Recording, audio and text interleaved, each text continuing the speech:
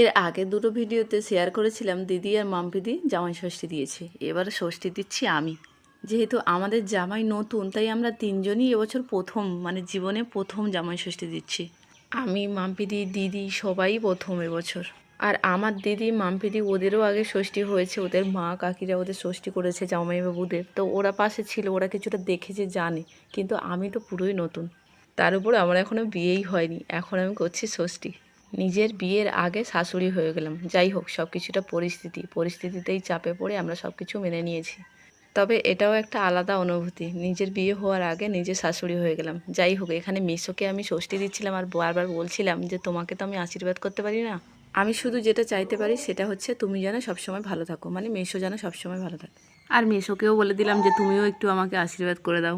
যাই হোক, পাশে বড়রা ছিল, ওরা সবাই দেখিয়ে দিচ্ছিল, বলে দিচ্ছিল, আর সেইভাবেই আমি ফোঁটাটা দিচ্ছিলাম। এর আগে সবসময় ভাই ফোঁটা দেই, রাখি পূর্ণিমাতে ভাইদের রাখিও বাঁধি, কিন্তু জামাই ষষ্ঠীটা তো প্রথম দিচ্ছি, তাই একটু ঘাবড়ে যাচ্ছি। শেষ পর্যন্ত জামাই ষষ্ঠীটা দিয়েই দিলাম। আর তোমরা কিন্তু জামাই ষষ্ঠীতে কে কেমন আনন্দ করলে, কার কেমন কাটলো, কেউ কমেন্টে জানালে না। দুটো ভিডিও আগে পোস্ট করেছি, কিন্তু কেউ কোনো কমেন্ট করলে না যে কেমন কেটেছে।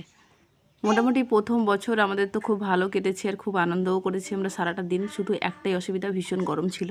চলো, এই ব্লগটা এই পর্যন্ত, দেখা হচ্ছে পরের অন্য কোনো ছোট্ট মিনি ব্লগে। সবাই ভালো থাকো, সুস্থ থাকো, আজকের মতো যাই, টাটা।